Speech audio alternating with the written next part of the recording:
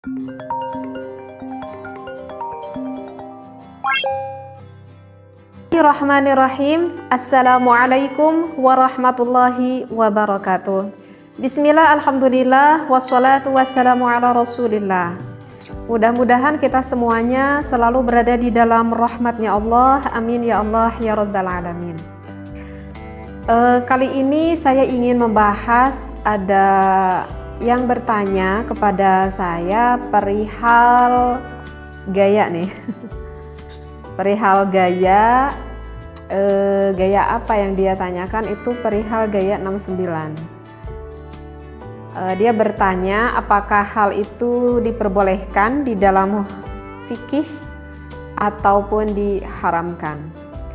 Sebelumnya mohon maaf sekali ya jika didengar akan apa yang saya jelaskan misalkan agak sedikit tabu begitu ya, karena saya membahas hal yang seperti inilah gitu, yang mana bagi sebagian orang mungkin hal ini cukup tabu didengar, tetapi jangan berpikir negatif, karena apa yang saya sampaikan ini adalah dasar ilmu yang ingin saya sampaikan.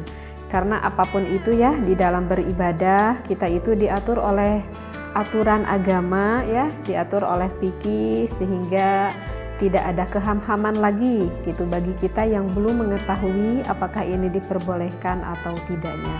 Jadi sekali lagi ya, jangan berpikir negatif akan apa yang saya sampaikan ini ya. Apalagi kan saya ini wanita gitu ya, seolah mungkin agak kurang pantas lah kalau wanita berbicara hal seperti ini. Nah, jadi ada yang bertanya sekali lagi kepada saya, apakah diperbolehkan di dalam Islam jika suami istri itu melakukan hubungan seksualitas dengan menggunakan gaya 69? Jika yang udah berumah tangga lama mungkin udah pada paham ya apa itu gaya 69. Tapi jika ada yang belum paham, misalkan ada yang belum paham gaya 69 itu gimana sih gitu. Misalkan yang baru nikah gitu, yang belum paham. Jadi gaya 69 itu adalah posisi sang suaminya di bawah tuh biasanya suaminya di bawah dan posisi sang istrinya itu di atas. Tapi tidak seperti itu juga sih terkadang.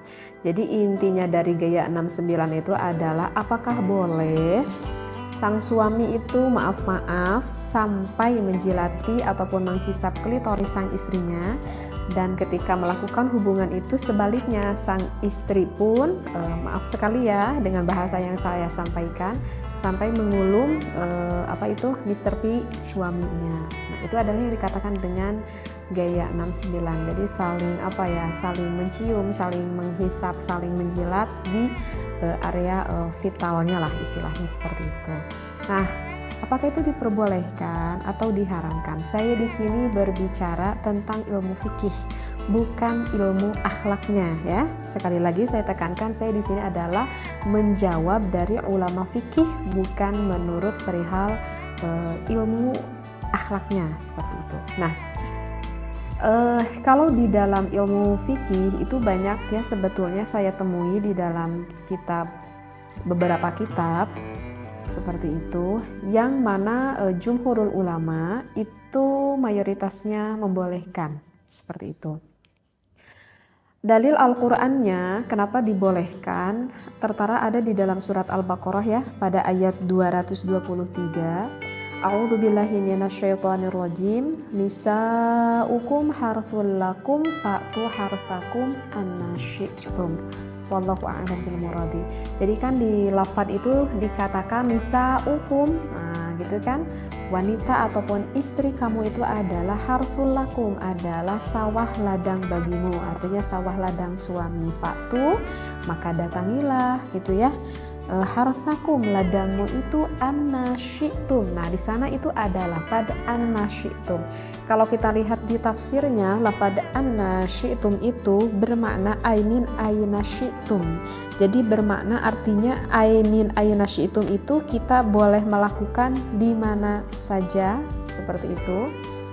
Artinya ya di tempat yang diinginkan oleh suami dan juga istri. Kemudian wa mata syi'tum, maknanya itu adalah wa mata syi'tum, kapan saja jika suami dan istri menghendaki boleh dilakukan.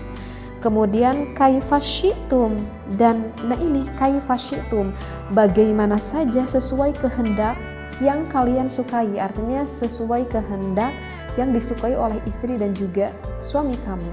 Jadi ini yang salah satu dasar referensi ayat Al-Quran yang mana membolehkan kita melakukan gaya 69 itu, karena tidak ada larangan di sana. In kana dzalika min simamin wahidin, jika ada dari lubang yang satu. Nah, di sini adalah penekanan yang jelas asal masuknya itu ke lubang yang satu, yaitu ke lubang vagina sang istri.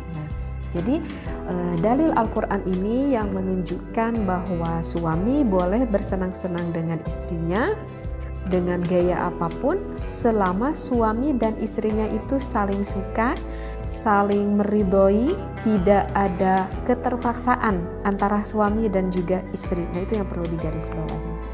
Nah, kemudian saya akan membacakan dari referensi kitabnya ya, barusan dari dalil Al-Quran, sekarang dari referensi kitabnya. Di sini dikatakan wattafaqal fuqaha'u, sepakat nih para ulama ahli fikih ala annal jima'a, atas melakukan jima, yahrumu diharamkan fi halataini, dari kedua keadaan. Ada dua hal yang gak boleh dilakukan berhubungan intim, itu adalah fid duburi, jika suami memasukkan ke lubang belakang ataupun lubang duburnya, wafil haidi, ataupun memasukkan milik suami kepada istrinya ketika istrinya itu sedang berada di dalam keadaan haid. Nah, itu juga yang diharamkan ya, udah jumhurul ulama, itu udah sepakat seluruh ulama.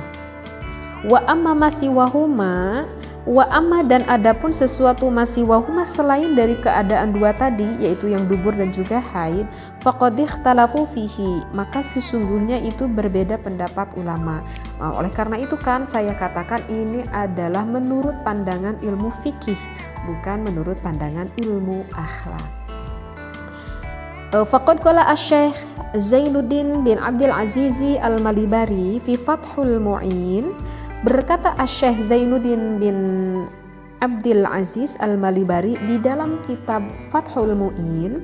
Di sana kalau para santri ini udah populer kitab Fathul Mu'in ya. Jadi itu kitab fikih yang banyak sekali dipelajari di pesantren-pesantren. Nah, bagi yang pernah ngaji kitab Fathul Mu'in, di sana kita akan menemui faslun fil kafaah ya. Di sana kita akan menemui faslun fil kafaah, bisa dibuka lagi referensi kitabnya.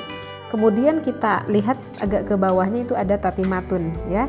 Ada tatimatun, di sini ada pembahasan yang mengatakan seperti ini. Jadi di dalam tatimatun itu yang membahas fi bayani ba'di adabin nikah ya, di dalam menjelaskan sebagian adab-adaban tentang nikah. Nah, ada yang dikatakan oleh Syekh Zainuddin, referensinya seperti ini. Ya juzu, diperbolehkan lizauji, bagi suami, kullu tamattu'in, boleh sang suami bersenang-senang ya, boleh suami bersenang-senang minha, dari istrinya, bima siwa halqati duburiha, selain ataupun kecuali dengan sesuatu yang berada di lubang duburnya, lubang dubur sang istri, dari lubang belakang. Nah, itu nggak boleh. Walau bimaswi badriha, nah kecuali nih walau bimaswi badriha, yang diperbolehkan itu walaupun sang suaminya itu sampai menghisap klitoris sang istrinya. Nah, jadi di dalam kitab Fathul Mu'in yang berkata Syekh Zainuddin bin Abdul Aziz, di sana dikatakan hukumnya diperbolehkan sang suami menghisap klitoris sang istrinya. Nah, begitu juga sebaliknya, sang istri juga diperbolehkan untuk mengulum milik sang suaminya yang kita kenal dengan gaya 69 ini gitu ya. Nah, jadi bagi sang suami ataupun sang istri, jika hal itu memang dianggap diperlukan dan saling menyukai, maka tak perlu ada keraguan kalau berbicara di dalam ilmu fikih, ulama di dalam mazhab Imam Syafi'i memperbolehkannya. Dengan syarat sang istri dan juga sang suami saling suka ya, saling meridhoi seperti itu. Kalau misalkan istrinya nggak mau gitu. Kalau misalkan pengantin baru gitu ya, itu kemungkinan kebanyakan para istri tuh nggak mau gitu ya, karena mungkin agak jijik juga gitu ya, dan merupakan hal yang sangat di luar bayangan mungkin, sehingga nggak mau melakukan hal itu. Nah, tetapi kalau misalkan dengan berjalannya waktu dengan sedikit suami merayu begitu ya, kebanyakan sih wanita tidak akan merasa keberatan sih seperti itu. Nah, saya tidak tahu ya bagaimana yang dirasakan oleh suami dan juga istri Anda di rumah gitu ya. Cuman kebanyakan gitu kalau saya dengar gitu seperti itu. Cuman sih yang perlu diingat ya, di dalam berbagai gaya gitu ya, di dalam berbagai gaya ini sih sebetulnya ya memang tidak perlu diajarkan juga ya. Maksudnya tak perlu diajarkan karena dengan instingnya nanti suami istri juga sih akan memahami apa yang dia inginkan sebetulnya. Jadi yang ingin saya titik beratkan di sini itu adalah bukan gayanya itu sih sebetulnya, tetapi hukumnya itu apakah diperbolehkan atau tidaknya. Jadi yang ingin saya sampaikan bukan gayanya tetapi hukumnya. Nah, kalau bertanya hukumnya di dalam fikih ya diperbolehkan. Dan harus diingat ya, wahai para suami dan juga istri, di dalam melakukan berhubungan seksualitas itu merupakan ibadah ya, itu merupakan ibadah bahkan yang besar sekali pahalanya. Jangan dikira ini bukan ibadah, ini adalah suatu ibadah yang besar sekali pahalanya dan banyak sekali kemanfaatannya. Yang namanya ibadah pasti itu akan diawali dengan yang baik, akan diakhiri dengan yang baik, dan dilakukannya pun dengan yang baik pula. Kenapa saya berkata seperti ini? Udah saya terangkan barusan ya, bahwa untuk gaya-gaya hal seperti ini sebetulnya tidak perlu diajarkan gitu ya.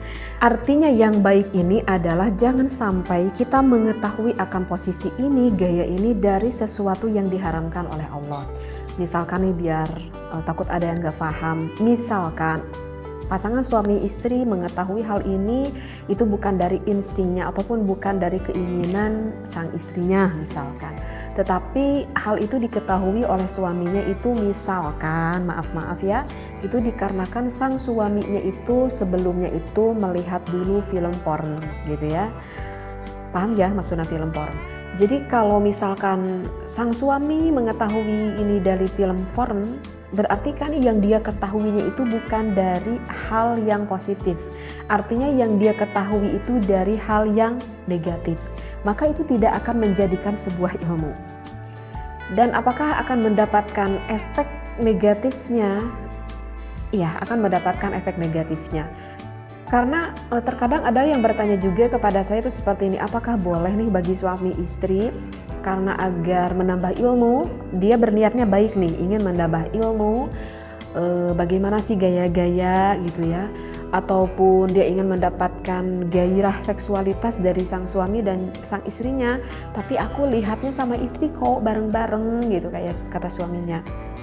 Apakah itu diperbolehkan atau tidak? Maka jawabannya itu adalah tidak diperbolehkan, walaupun sang suami dan juga sang istri melihatnya bareng-bareng, walaupun punya niat, perasaannya, niatnya itu adalah baik karena ingin membangkitkan gairah syahwatnya, ataupun bertujuannya baik menurut dirinya karena ingin menambahkan ilmu menurut pemikirannya, tetapi itu adalah apa yang dia pikirkan itu adalah mencari dari hal yang diharamkan. Maka sesuatu yang dicari dari hal yang diharamkan oleh Allah, maka hasilnya pun nanti tidak akan baik. Berbeda dengan saya mengetahui misalkan posisi ini gitu ya, misalkan ataupun posisi yang lain, tetapi saya mengetahuinya itu adalah dari ulama, dari kitab. Saya dikaji ini waktu saya di pesantren gitu ya, saya dikaji gitu ya. Nah itu berbeda lagi, itu memang pure dari ilmu, bahkan itu akan mendapatkan keberkahan seperti itu ya. Jadi yang saya maksudkan memang hal seperti ini nanti dengan sendirinya para suami istri itu akan memahami dan mengetahui. Hanya saja yang harus kita ketahui adalah hukumnya itu, apakah hukum yang kita lakukan ini betul atau tidak, agar kita tidak terjerumus akan sesuatu yang diharamkan oleh Allah. Nah, kalau misalkan kita gak boleh lihat dulu film foreign, itu alasannya kenapa gitu ya. Karena kalau saya nerangkan sekarang nanti panjang lagi ya pembahasannya. Insya Allah nanti akan saya khusus membahas tentang hal itu ya. Jadi apa yang saya disampaikan sekali lagi, mohon jangan berpikir negatif begitu ya, ambil positifnya, ambil ilmunya supaya kita tidak terjerumus akan